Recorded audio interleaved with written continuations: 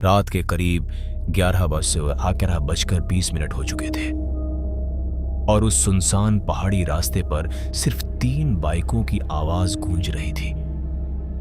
Headlights की हल्की रोशनी के अलावा चारों तरफ गहरा अंधेरा था। ऐसा अंधेरा जिसमें लगता था जैसे कुछ छिपा हुआ है जो बस सही मौके का इंतजार कर रहा है।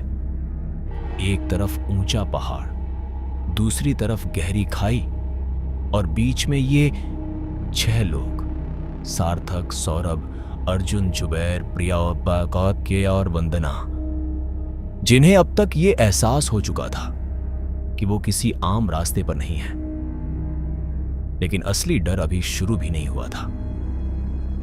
जून 2025, जब इन सब ने मिलकर मनाली ट्रिप का प्लान बनाया था, सब कुछ एकदम नॉर्मल और एक्साइटिंग था। ट्रेन से दिल्ली से चंडीगढ़ पहुंचे। सुबह का मौसम, हंसी मजाक, फोटो, सब कुछ बिल्कुल परफेक्ट लग रहा था। सफर की थकान की वजह से उन्होंने एक रूम लिया और सो गए और शाम करीब 4 बजे उनकी नींद खुली। बाहर निकले, मार्केट गए, कैंपिंग का सामान खरीदा, खाने पीने की चीजें लीं और 3 बाइक रेंट पर लेकर मनाली की तरफ निकल पड़े। शुरुआत में रास्ता आसान था, लेकिन धीरे धीरे पहाड़ों का सफर मुश्किल होता गया। ठंडी हवा, घुमावदार रास्ते और बाइक चलाने की आदत न होने की वजह से सब थकने लगे। करीब 100 किलोमीटर चलने के बाद शाम के 7 बज चुके थे और अब किसी के अंदर आगे बढ़ने की ताकत नहीं थी। इसीलिए उन्होंने तय किया कि मंडी के पास कहीं रुककर कैंप लगा लिया जाए। सार्थक ने मोबाइल में मैप खोला और आसपास की लोकेशन चेक करने लगा। तभी उसे एक कैंपिंग साइट दिखी जो मेन हाईवे से करीब 15 किलोमीटर अंदर थी। उस जगह का नाम भी थोड़ा अजीब था और उसके आसपास कोई और लोकेशन नहीं दिख रही थी।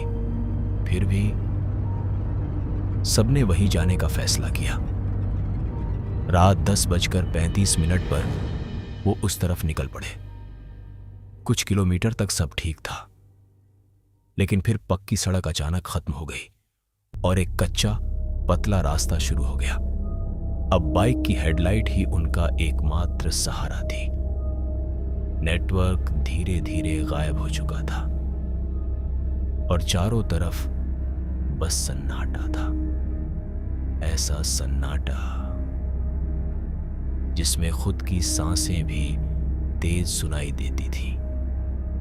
करीब 20 मिनट बाद वो एक जगह पहुंचे जहां रास्ता 2 हिस्सों में बंट गया।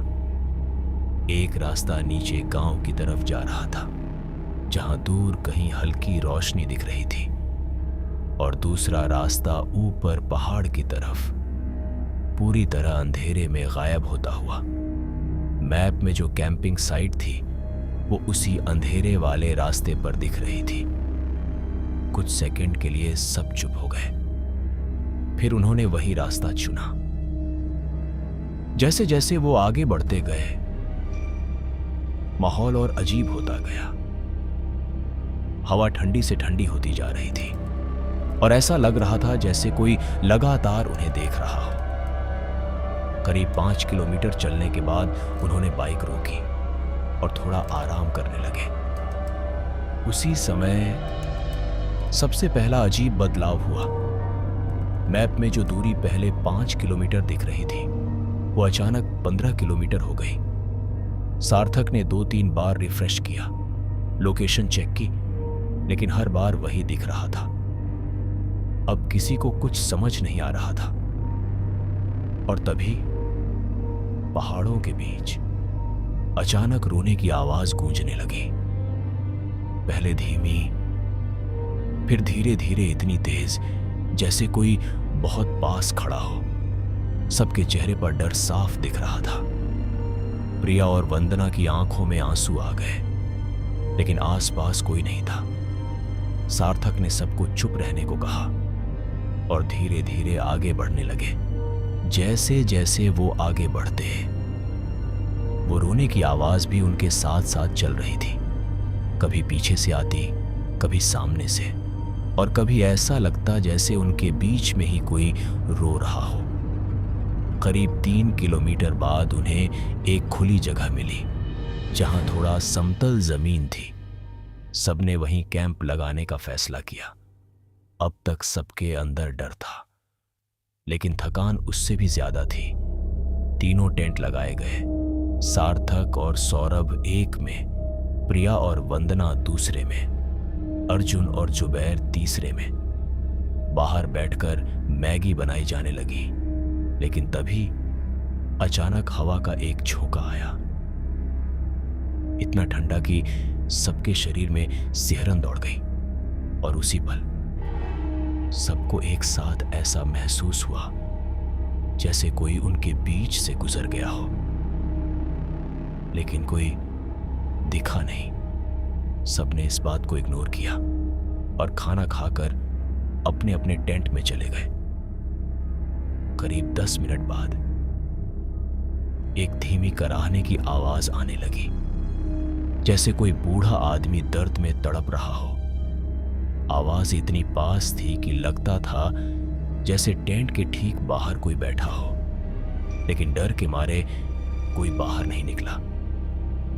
करीब 10 मिनट तक वो आवाज आती रही और फिर अचानक सब शांत हो गया। सबने सोने की कोशिश की, लेकिन नींद जैसे उस जगह से गायब हो चुकी थी। करीब 30 मिनट बाद अर्जुन और जुबैर के टेंट के बाहर फिर से आवाज आई। इस बार रोने की आवाज, बहुत तेज, बहुत करीब। जुबैर की नींद खुल गई। उसने अर्जुन को उठाने की कोशिश की, लेकिन उसका शरीर जैसे जाम हो गया था, वो हिल भी नहीं पा रहा था। तभी उसे एहसास हुआ कि आवाज अब बाहर से नहीं, अंदर से आ रही है। उसने धीरे धीरे नजर घुमाई और टेंट के कोने में देखा एक काली आकृति बैठी थी, झुकी हुई, बाल चेहरे पर गिरे हुए। और फिर वो धीरे धीरे अपना सिर उठाने लगी। उसका चेहरा इंसान जैसा नहीं था, आंखें पूरी काली और मुंह असामान्य रूप से बड़ा। जुबैर की सांस रुक गई और उसी पल वो आकृति उसके और करीब आ गई।